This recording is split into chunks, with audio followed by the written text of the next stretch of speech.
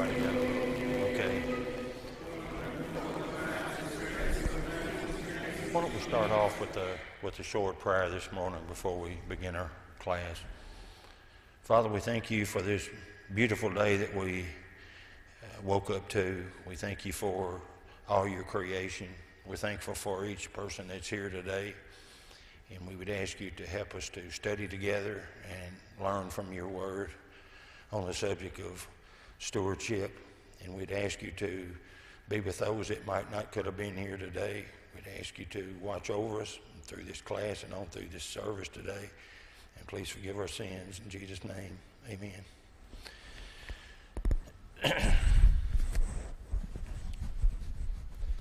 One thing that we talked about last week was the stewardship of our time. We didn't get through the whole lesson, and I didn't really expect us to. But this morning I'm going to start in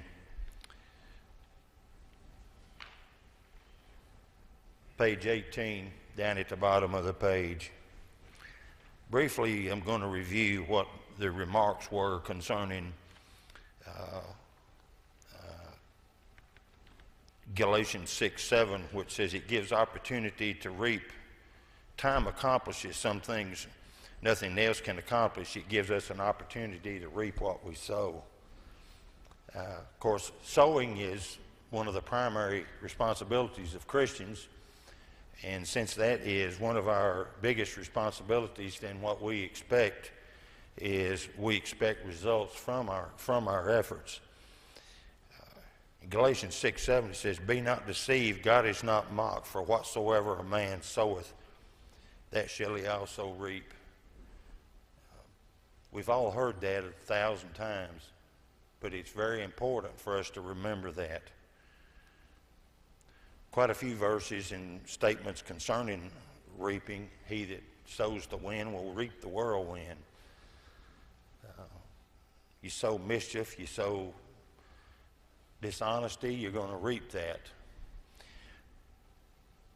When we were talking last week about that an elder, as far as the use of time and how time applies to us, it says a novice is not a new convert. Regardless of how good a new convert may be, he cannot be an elder. Time must pass during which the man learns and is trained to become an elder. There's just so many things that Christians have to experience in order to be able to teach others. And of course, elders need to be able to be apt. They need to be apt to teach. And you can't teach what you don't know, and you don't know what you hadn't experienced. So that was brought up there, and I wanted to review that once again. And starting in number 3 on the bottom of page 18, it gives us an opportunity for justice to prevail. In Job 20, verse 4 through 5, "Knowest thou not this of old time, since man was placed upon earth, that the triumphing of the wicked is short, and the joy of the godless but for a moment?" You know, one thing that how we have to address time, and we're going to be getting into some things here in just a minute in section 2 about time that says we need to count our days and number. David asked that his end be known and for God's guidance over his time. And we need to remember that. We need to remember that we've only got so many days. And so many people today, and I'm not saying I don't, but there's so many people today that waste so much time doing so many frivolous things that's not helping things to the glory of God. In the concept of time management, there is. In section B on the next page, it says, "When the wicked spring as the grass, and when all the workers of iniquity do flourish, it is that they shall be destroyed forever."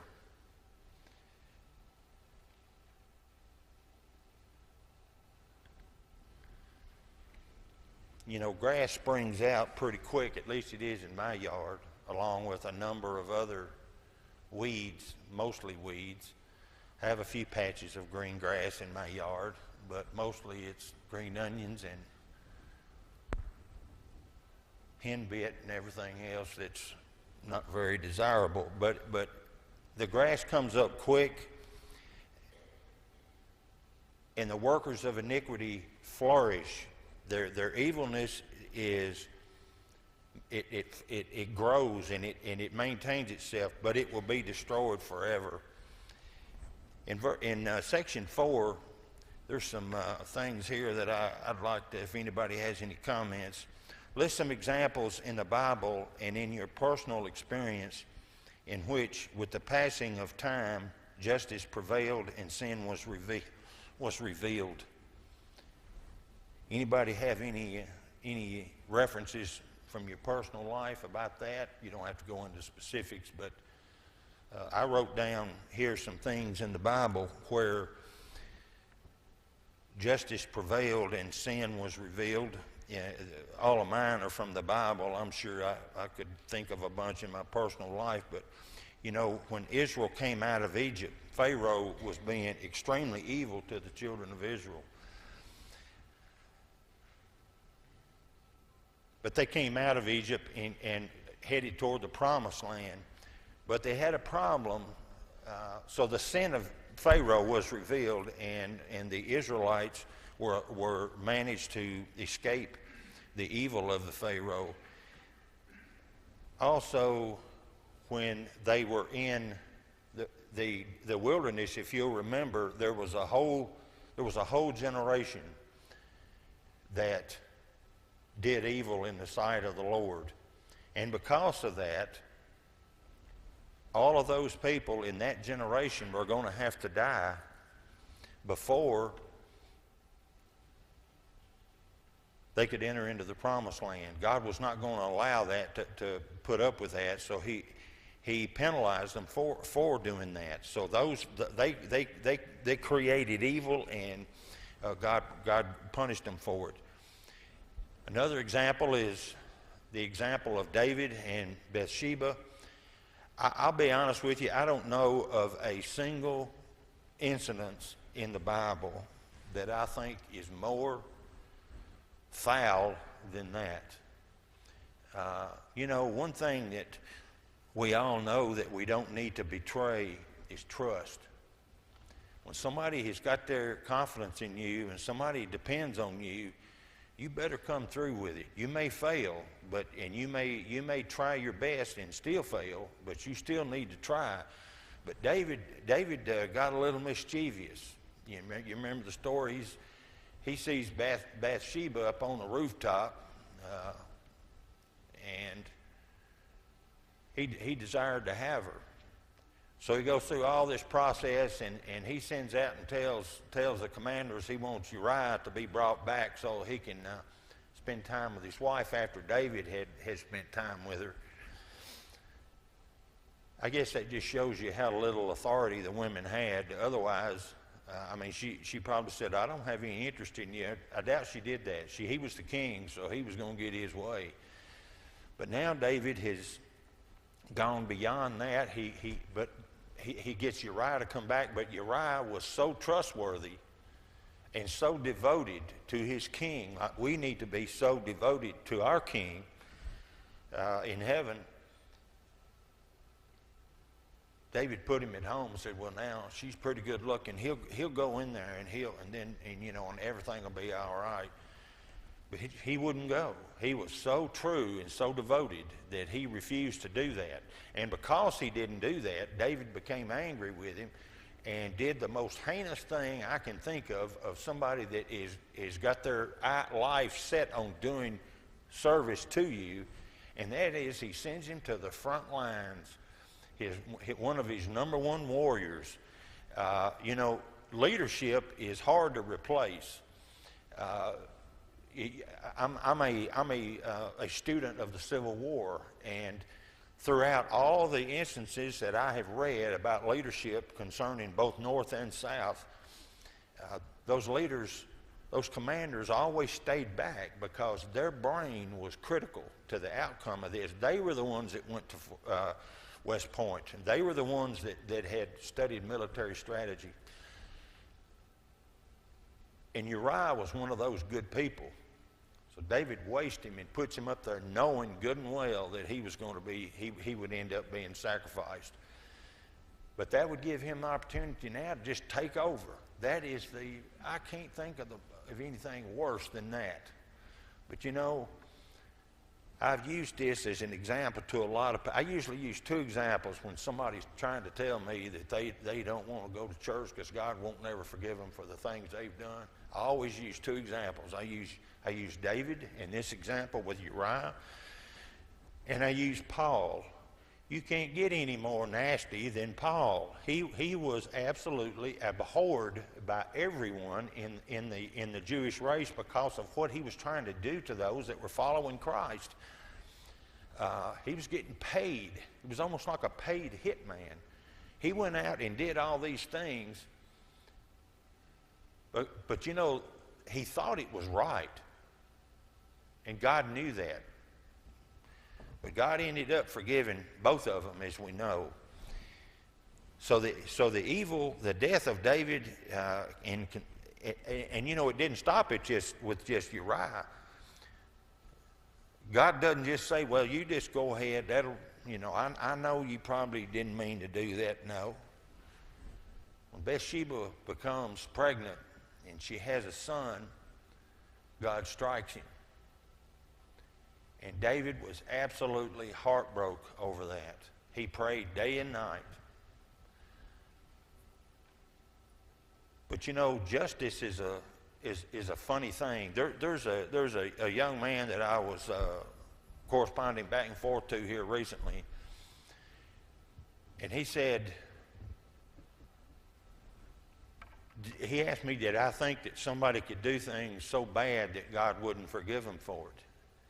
And of course, I told him the two examples that I just told you. But I told him, people that do things that are evil and do things that are wrong, sometimes it's almost like they feel like that if people would just feel sorry for them, they can get out of this mess.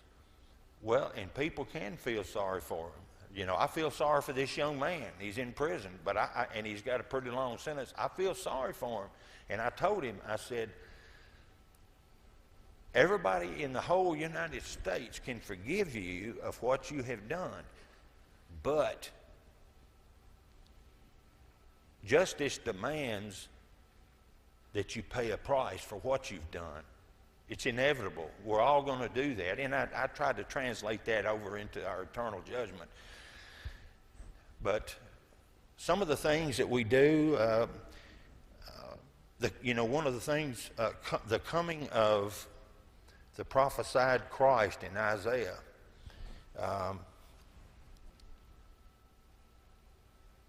That's a good thing. But then what happens? As soon as he's able to get out and start teaching, he runs right into a bunch of people that mistreat him and object to his even being there. So that was followed up by sin.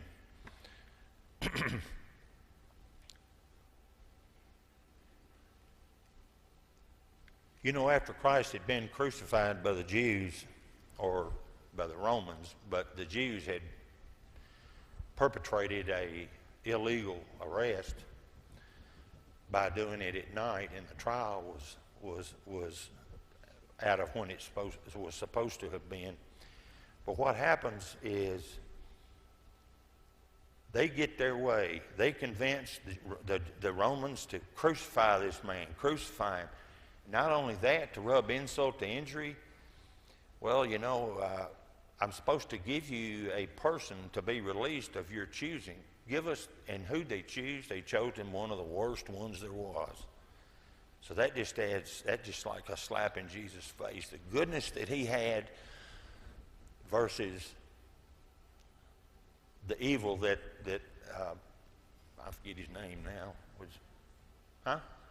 Barabbas, that's what I thought. I had Barnabas stuck in my head. And I'm sure he was glad to get out. He didn't pay for what he did. Jesus did. Time gives us opportunity, as it says here, for wounds to heal, both physical and internal. The simple passing of time alone cannot make a right or wrong. You know, you've heard the old statement, time heals all wounds. It helps a lot of wounds. It doesn't heal them all. There's things that have happened in my life. Some of them involved me, some of them didn't, that I regret.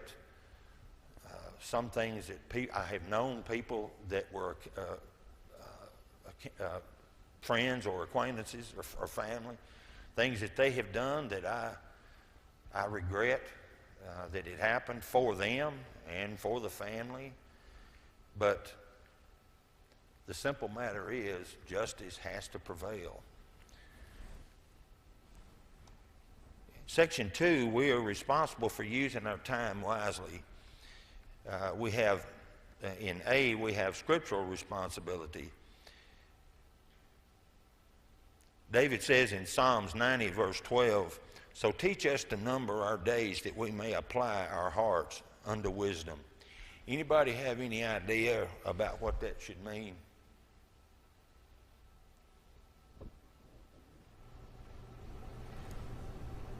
I don't see how it could mean anything else other than we realize that our days are short. We realize that vapor is but for a short time. You know, that's a very powerful thing when you think about it. I told you last week I started to bring a match and light it, but I guess I could have just did some hairspray or something, but then it probably got my eyes. But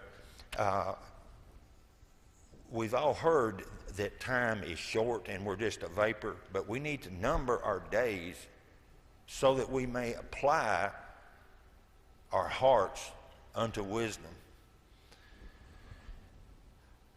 Psalms 34, verse 4 says, "Redeeming the time because the days are evil." Excuse me, that's Ephesians 5, verse 16. "Redeeming the time because the days are evil." It's almost like our original memory verse in this lesson, which is, "Walk in wisdom toward them that are without redeeming the time." So in trying to impress on everyone and trying to stress the importance of time, down here at the bottom, we're going to get to it in just a few minutes, but there's some statements that I think really give us a pause to stop and think about what they said. In Psalms 39:4, David says, "Make me to know mine end and the measure of my days." You know, it's not really a mathematical equation, but if you stop and think about it, when as God's people and believers in the gospel, when we consider what we have to consider, and that is we're all going to leave this place. Some will leave it earlier than others. I had some things happen when I was younger that were tragic to me. I almost never got over it. Still hadn't got over it. But we need to realize that our end is going to come, and it necessarily shows that since our end is going to come, then we need to figure out the time that is from here to here. What do I need to be doing that's best used for God's glory? And of course, that's proper use of our time, good stewardship of our time. Anybody have anything they want to add? I was born with a long wind, so don't feel bad if you don't, because I can talk from now to tomorrow afternoon. I might break for lunch, but that's about it.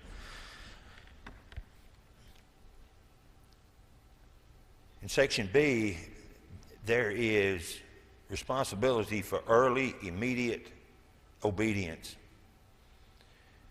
In John 9, verse 4, it says, I must work the works of him that sent me while it is day. The night cometh when no man can work.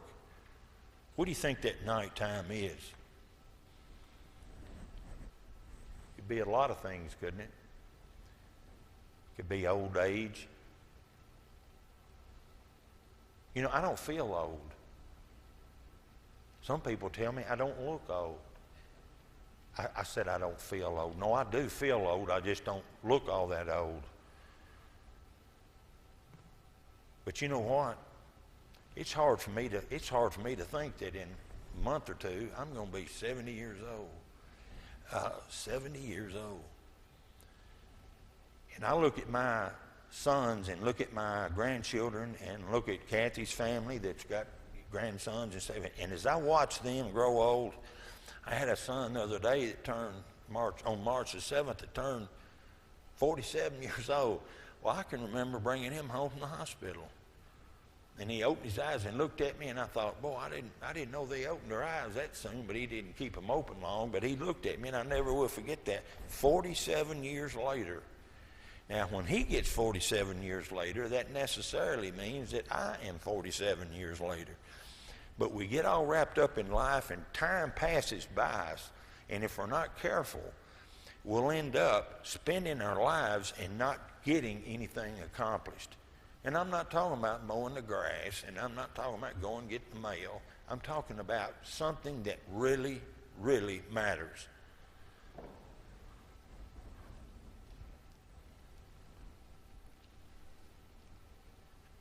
We have to realize that the time that we have is spent, if spent properly, and I brought this up last week, but I want to make sure and I'm not saying nobody in here doesn't know it, but I want to remind you of it. We are God's messengers.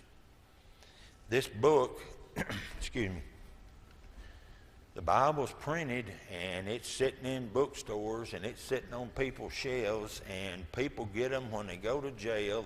Sometimes they give them a Bible, sometimes they don't. People get them for Christmas. But you know what? What's in that book is what, as Christians, is what we are responsible for.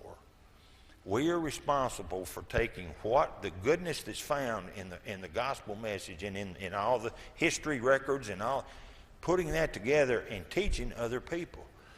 You don't have to preach. You don't have to teach a class. You don't have to get out here on the county front of the county court the courthouse and make a scene. But you need to help and be kind to other people and offer them help when they need it, and offer them to come to our class here, come to our worship service here. It's so critical for us to spend our time that way. God doesn't want all our time. I don't know if any of you ever knew he was one of the best preachers I ever heard, especially his memory. He took his Bible up there, but he hardly ever opened it because he could quote anything he said. Brother Newton Gribble. Do any of you know? Did you know Brother Newton Gribble? He was smart, wasn't he? He would just walk around with his book, and I heard him one time give an example that he read somewhere, and it said, as far as how we use today, the Lord's Day, he said there was a man that had a very beautiful apple tree out in his yard, and the apples got ripe, and it had 7 apples on there. And this little boy would come by, and every day he would think he was trying to be smart. So he'd run over and he'd take one of them apples every day when he'd walk by. Now there's 6, and this goes on every day. But on that 7th day, that's the Lord's Day, and he took that apple too. So the concept here and the analogy to what I'm telling you is that God gives us good things through the week. He gives us good things every day. We get blessings. We get financial blessings. He loves us. We got a good conscience. We do the things he says. we teach others, and we feel good about it. And we go out and we go fishing, and we go to ball games, and we go on vacations, and all that's fine and good. But when it comes to Sunday, that's the Lord's day, and there's no compromise to that. There's none. He doesn't say, well, I understand that, the Titans play home this week, and you really can't go because if you're going to get a parking spot, you got to get down there early. They start playing at 1 o'clock, and it's an hour and a half to get to that. I understand. Go ahead. He doesn't think that way. The minute we put that game in more importance than being here, it's important to me for you to spend your time encouraging me. It should be important to you for me to try to encourage you and each other. All across the spectrum here, we encourage each other.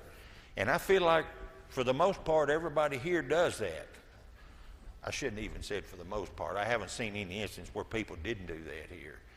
But the whole point I'm trying to make is that analogy that Brother Newton used is so simple, but yet it's so effective in what it means. I give you a whole week. I don't ask for every day. I ask for you to pray often. David, we're going to find out in just a second, David prayed down in section 3, he prayed every morning, noon, and cried aloud as he prayed.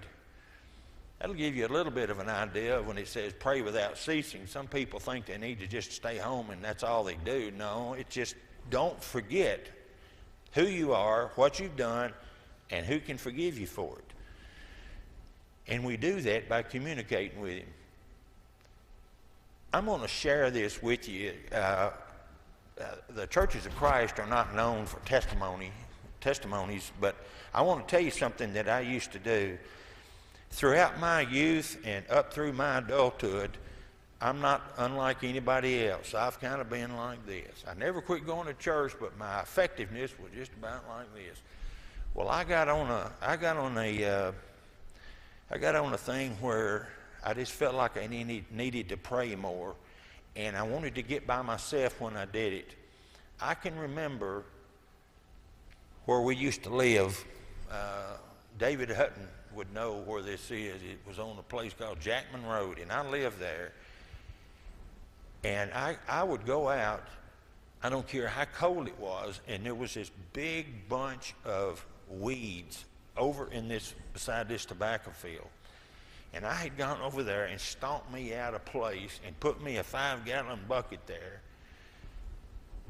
And that had become my place. And I would go there, and I don't care how often I went, there was always a breeze that would blow through those weeds. And I could hear it whistling. And I would pray as hard as I could to God and ask him to help me to do the things that I should do, and help me to recognize the things that I'm doing that I shouldn't do. And I got to where I did that for a long time. I don't know why I quit doing it. I guess because I moved. But those are moments that are special to us. But I'll tell you something else. Those are time spent that is precious to God too, because he hears us. Where one or two are gathered together, there I'll be also. Well, there's more than two in here, so he's here. Remember that. He is here. You can't see him, but he's here in spirit. He's here. He promises that he's here. Anyway, question number 2. Oh, I meant to ask, what do you think that when the night cometh, what do you think that is? Opportunities. When we die, we don't have the opportunity. When we get so old that we don't have the opportunities to do as much good as we'd like. I remember a man one time named Reg Thompson. He went to the Adams Church of Christ, and I'm sure he's passed on by now. But he used to come up to me, and he had the most gentle voice. I guess he was probably in his late 60s, middle 70s, and he had this real gentle voice, and he would come up and he would say, That was a very pretty prayer you prayed, you know, and just all kinds of little, he did that to Kathy, he did that. I guess my teaching tells a lot because my wife ain't even in here today. She's going to start teaching, so she wanted to go to that class, see how it's going to work. But anyway, he was such an example to me. He taught me how I should be to others. Now, I've heard Cody talk about up here that he is extremely competitive. I'll give him that. But I guarantee you, he ain't a dime more competitive than I am. I hate to lose. I don't care if it's throwing a Coke can in the trash can. For just a split second, I'm in the NBA, and I miss, you know, and I want to win at everything. But you know, that's a good way to be, I guess, but I better strive to win for the prize that awaits those that obey and do what God says to do. So it's okay to be competitive. Let's just make sure that we are competitive in all the right directions.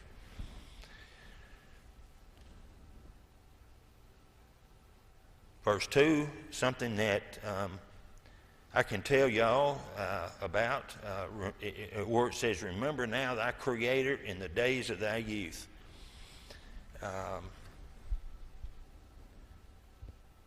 If I have one real regret in life, it is that I was convinced that my children in baseball and football or whatever else they were in, basketball, that they had the top-notch equipment, best gloves. I mean, I'd order gloves, baseball gloves, I'd order them from Rollins Direct. And I would go over to the major league section. I'd get up major league gloves, and I'd personally oil them down for them and get that ball where it was supposed to be. But you know what wasn't happening while I was doing all of that? Well, I took them to church, and sometimes I even taught their class. But I should have spent more time teaching them God's Word than I did showing them how to get down on a hard grounder when you're playing third base, and how to position your feet. And in football, how to get up under somebody's pads and just get them off balance and just take them anywhere you want to. But I didn't take them duck hunting like I should have. I didn't take them fishing like I should have. If I had it to do all over again, that's what I would do. And I would for sure teach them at home better than what I did. It doesn't always mean you're gonna be successful, but you sure got a whole lot better shot at it if you do that. This church does a lot of good things for its young people. It's pretty obvious when you look around at the things that they do for them. I mean, every time you turn around, like they're going to this program, they're going on this program, and we need to be thankful for those that are for people like our elders and our deacons that create those things. Section C, with God, time is ever present. One day is as 1,000 years. You ever thought about that? Did you know I'll just think of something historical. When Caesar was attacked by probably some senators that wanted to get rid of him and stabbed him, I don't remember all the particulars. Do you know, to God, that was just like that happened a few seconds ago? Because with him, I mean, a day is 1,000 years. That's not to be taken mathematically literal. It just means with God, there's no time. For us, it is time. There is time. And since we have time, we have to make sure that we use it like we should. You know, in section D, it talks about Methuselah. Do you ever wonder what happened to Methuselah? I can remember the astonishment that I felt when I was told that Methuselah lived 969 years. Boy, that's a long time. How do you think Methuselah died? Huh? Yes, but he died in the flood because there was only 8 in all on the ark, and it wasn't Methuselah. So even Noah's kinfolks didn't listen to him.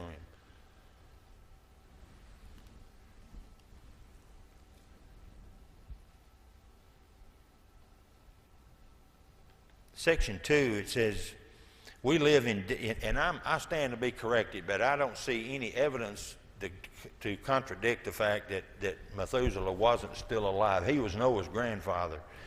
So chances are, if he's got that kind of longevity, he was still around.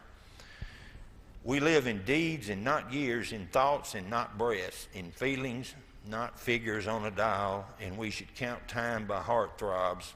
He lives most who thinks most, feels the noblest, and acts the best. I looked up who wrote that, and it was inconsequential, but I thought that was a pretty telling statement. Down here at the bottom in section 3, and I want to try to finish for sure today this, and maybe even go a little bit into lesson 4 if I can quit rambling on about my experiences. Some thoughts about time.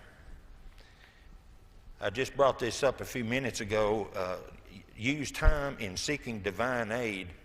How often did David say he would pray? In Psalms 59:17, evening, morning, noon, and he cried aloud as he prayed. That gives you an idea of how often we should pray. Do your business, do your things, enjoy your life, but don't let God not be a part of it, and everything will go better.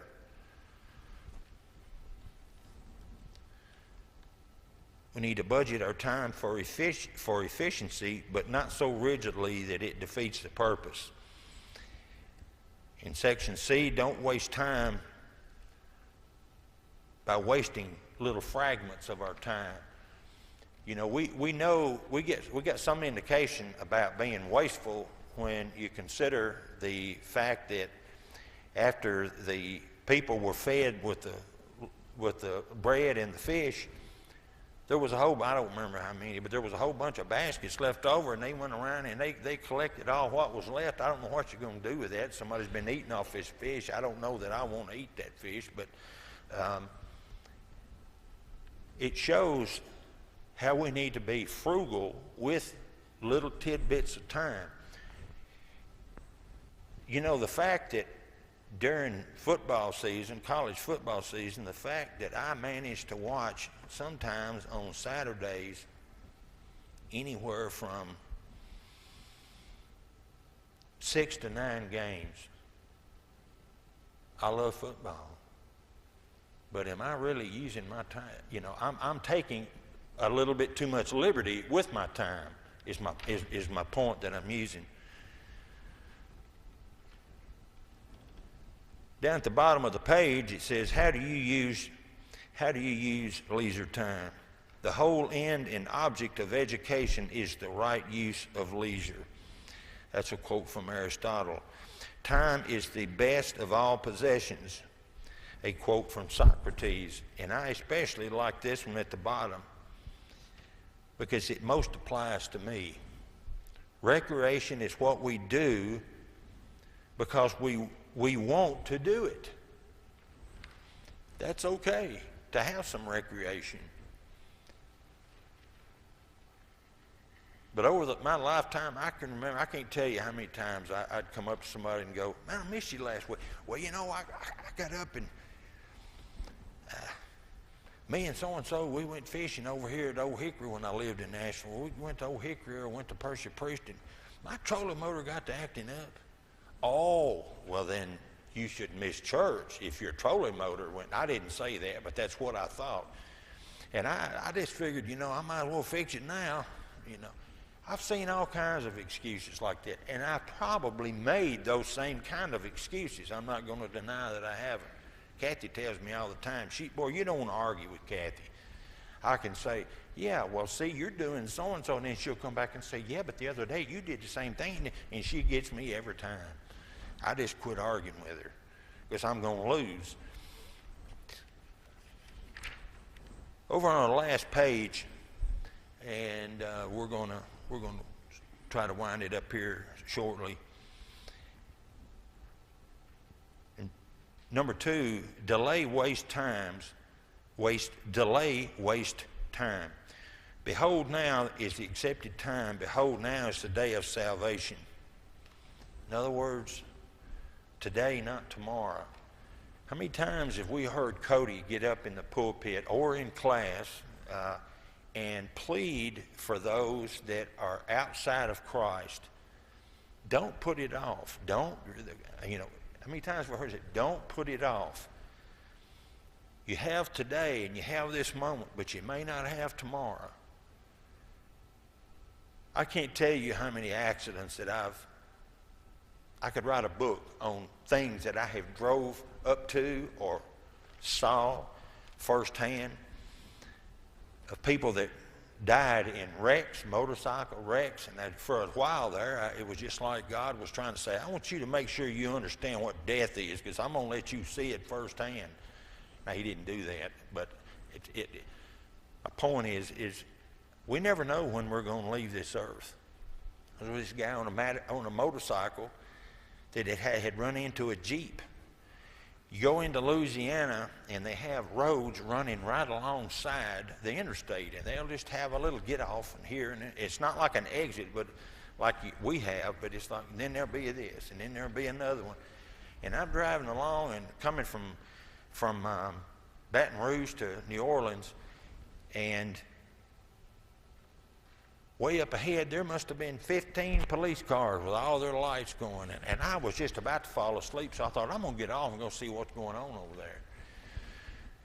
And I got off, and I'm standing there looking at this Jeep, and I'm thinking, man, somebody hit this Jeep hard. And then I saw a motorcycle wheel stuck in the motor. Then I saw the handlebars stuck in the radiator or whatever. And I looked over there, and I saw that the lights wasn't real good, and I looked over there, and there was this guy laying there, and I could hardly see him, but I could tell that he was a man, and I went over there, and you talking about somebody waking up, I leaned down, and I thought, God would want me to do something nice to this man, so I'm going to try to comfort him and encourage him. And I said, he was just looking right at me, and I said, I reached down and petted him on the shoulder, and I said, "You just hang on. We got some ambulances coming, and they're going to take care of you, and we're going to get you some medical care." And then I felt a tap on my shoulder, and it was a Louisiana State Trooper, and he said, "Son, that man's dead."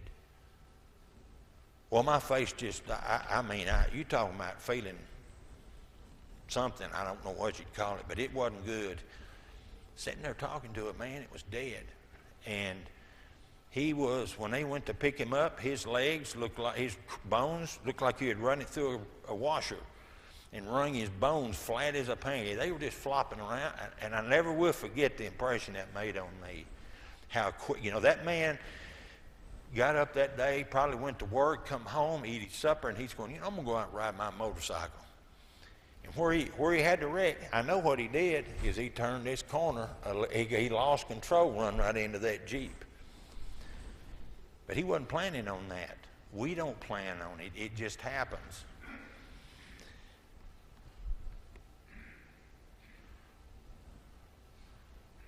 Section 4, things we need to decide on and how to use our time. Am I seeking first the kingdom of God in this particular use of time? And is this use of time best for the church? Is it best for somebody else? Is the bell ring? I'm telling you, I can't hear anything.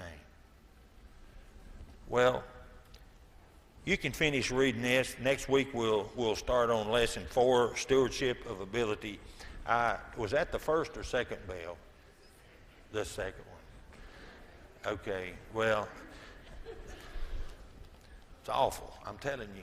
Kathy gets mad at me. She'll say, "What do you want for supper?" I said, what do you want for supper? And I go, well, I didn't hear you. And she said, you need to get your hearing checked. But I guess I do. Well, thanks everybody for being here, and we'll get back on this next week.